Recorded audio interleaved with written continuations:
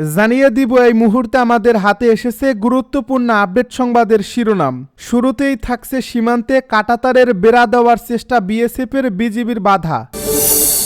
আরও জানাবো, এক আসনে বিএনপির প্রার্থী বদল, মনোনয়ন পেলেন যিনি। চট্টগ্রাম 4 আসনে প্রাথমিকভাবে দেওয়া মনোনয়ন পরিবর্তন এনেছে বিএনপি। আসনটিতে বিএনপি চেয়ারপারসনের উপদেষ্টা মণ্ডলীর সদস্য মোহাম্মদ আসলাম চৌধুরীকে চূড়ান্ত মনোনয়ন দেওয়া হয়েছে। এবারে জানিয়ে দিব, রেল লাইনে আগুন, বিএনপি নেতাকর্মীদের ট্রেন চলাচল বন্ধ।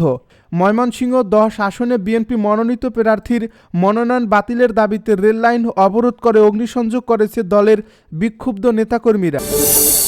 এবারে থাকছে আবারও শাহবাগ মোড়ে ইনকিলাব মঞ্চের অবরোধ।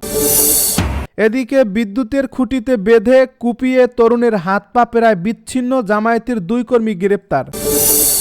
সব শেষে জানিয়ে দিব, বিএনপিতে যোগ দিলেন গণ অধিকার পরিষদের রাশেদ খান। এতক্ষণ শুনছিলেন হাতে থাকা আপডেট সংবাদের শিরোনাম, এবারে বিস্তারিত। তবে তার আগে অনুরোধ রইল ভিডিওটিতে একটি লাইক এবং কমেন্ট করে জানিয়ে দিন ভিডিও সম্পর্কে আপনার মূল্যবান মতামত। আরও জানিয়ে দিন ভিডিওটি কোথা থেকে দেখছেন বা কোন জেলা থেকে দেখছেন। সীমান্তে কাঁটাতারের বেড়া দেওয়ার চেষ্টা বিএসএফের, বিজিবির বাধা। জয়পুরহাটের পাঁচবিবি উপজেলার ঘোনাপাড়া সীমান্তে আবারও আন্তর্জাতিক সীমান্ত আইন লঙ্ঘন করে কাঁটাতারের বেড়া দেওয়ার চেষ্টা করেছে ভারতীয় সীমান্তরক্ষী বাহিনী বিএসএফ। পরে বিজিবির বাধার মুখে কাজ বন্ধ করে সরে যেতে বাধ্য হয় বিএসএফের সদস্যরা। শনিবার ভোরে পাঁচবিবি উপজেলার কয়া বিওপির আওতাধীন পূর্ব উসনা ঘোনাপাড়া সীমান্ত এলাকায় বিএসএফের সদস্যরা শূন্য রেখার কাছাকাছি কাঁটাতারের বেড়া নির্মাণ কাজ শুরু করে। 281 নম্বর সীমান্ত পিলারের সাব পিলার 47, 48 ও 49 এলাকায় এই কাজ চলছিল। বিষয়টি স্থানীয়রা টের পেয়ে জয়পুরহাট 20 বিজিবি ব্যাটালিয়নের অধীনে কয়া ক্যাম্পের বিজিবি সদস্যদের অবগত করেন। পরে ঘটনার সত্যতা পেয়ে ঘটনাস্থলে গিয়ে বিজিবি সদস্যরা বাধা দেন। এতে বিএসএফ সদস্যরা কাজ বন্ধ করে সরে যান। পরে এ ঘটনা নিয়ে বিজিবি ও বিএসএফ এর মধ্যে একটি পতাকা বৈঠক অনুষ্ঠিত হয়। এ বৈঠকে বিএসএফ এর পক্ষ থেকে কাঁটাতারের বেড়া নির্মাণ বন্ধ রাখা এবং স্থাপিত কাঁটাতারের বেড়া সরিয়ে নেওয়ার আশ্বাস দেওয়া হয়। একই সঙ্গে এ ঘটনায় বিএসএফ এর কাছে আনুষ্ঠানিকভাবে প্রতিবাদও জানিয়েছে বিজিবি। এক আসনে বিএনপির প্রার্থী বদল, মনোনয়ন পেলেন যিনি। চট্টগ্রাম 4 আসনে প্রাথমিকভাবে দেওয়া মনোনয়নে পরিবর্তন এনেছে বিএনপি। আসনটিতে বিএনপি চেয়ারপারসনের উপদেষ্টা মণ্ডলীর সদস্য মোহাম্মদ আসলাম চৌধুরীকে চূড়ান্ত মনোনয়ন দেওয়া হয়েছে। শনিবার বেলা 11টার দিকে সীতাকুণ্ডের ভাটিয়ারি ইউনিয়নের জলিল গেট এলাকায় নিজ বাড়িতে স্থানীয় বিএনপি নেতাকর্মীদের নিয়ে আয়োজিত এক মত বিনিময় সভায় দলীয় মনোনয়ন পাওয়ার চিঠি তুলে ধরেন আসলাম চৌধুরী। মত বিনিময় সভায় আসলাম চৌধুরী বলেন, ইচ্ছে করেই একটু সময় নিয়েছি সবাইকে ধৈর্যশীল ও সহনশীল হওয়ার জন্য। আশা করি আজ থেকে আর কোনো সংশয় দ্বিধা রইল না। নেতাকর্মীদের উদ্দেশ্যে তিনি বলেন, দল আমার উপর যে আস্থা রেখেছে তা আপনাদের ত্যাগের ফসল। আপনারা চেয়েছেন বলেই প্রাথমিকভাবে ঘোষণা প্রার্থী পরিবর্তন করে আমাকে চূড়ান্ত করেছে। আপনাদের এই আস্থা বিশ্বাসের মর্যাদা রাখার সর্বোচ্চ চেষ্টা করব। রেল লাইনে আগুন, বিএনপি নেতাকর্মীদের ট্রেন চলাচল বন্ধ। ময়মনসিংহ 10 আসনে বিএনপি মনোনীত প্রার্থীর মনোনয়ন বাতিলের দাবিতে রেল লাইন অবরোধ করে অগ্নিসংযোগ করেছে দলের বিক্ষুব্ধ নেতাকর্মীরা। এতে বন্ধ হয়ে যায় Dhaka Mymensingh rail line train চলাচল। শনিবার বিকেল 4টার দিকে গফরগাঁওয়ের শিবগঞ্জ রোড রেল ক্রসিং এলাকায় এই ঘটনা ঘটে। পুলিশ ও স্থানীয় সূত্রে জানা যায়, গফরগাঁও আসনে বিএনপি মনোনীত প্রার্থী মোহাম্মদ আখতারুজ্জামানের মনোনয়ন বাতিলের দাবিতে বিএনপির একাংশের নেতাকর্মীরা উপজেলার শিবগঞ্জ রোড রেল ক্রসিং এলাকায় রেল লাইন অবরোধ করে বিক্ষোভ করে।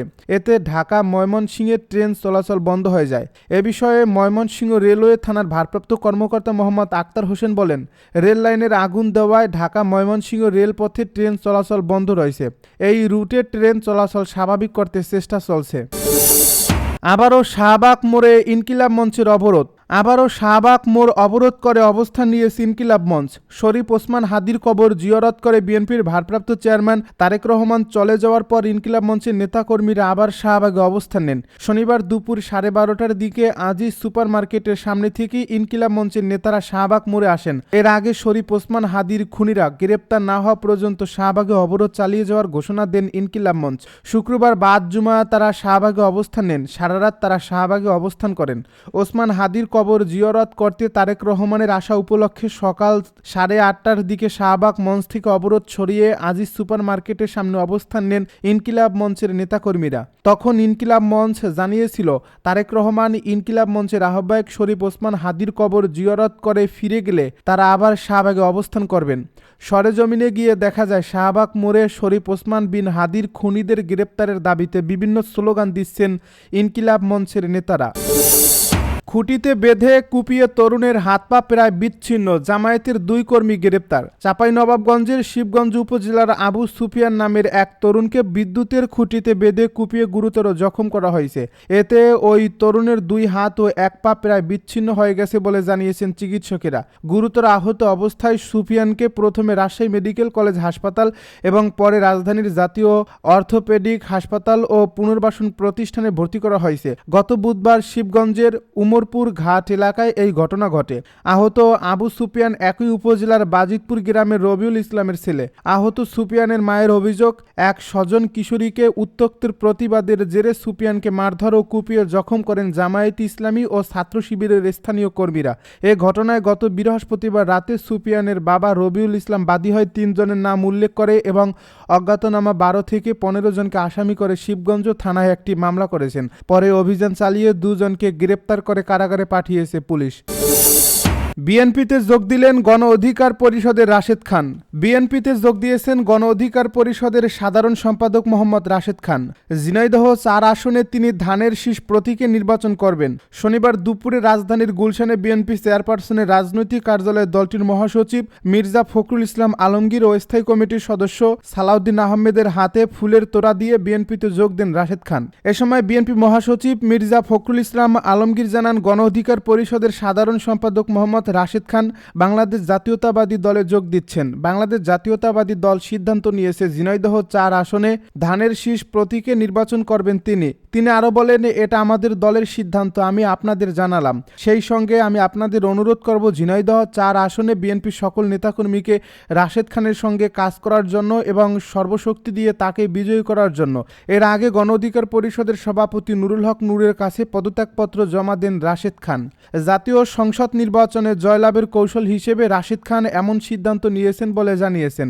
বিপি নূরের কাছে লেখা পদত্যাগপত্রে রাশেদ খান লেখেন, আমার সালাম ও শুভেচ্ছা গ্রহণ করুন। আপনার সাথে রাজপথের সহযোদ্ধা হিসেবে 2018 সালের কোটা সংস্কার আন্দোলন থেকে দীর্ঘ সময় আন্দোলন সংগ্রাম ও রাজনীতি করেছি।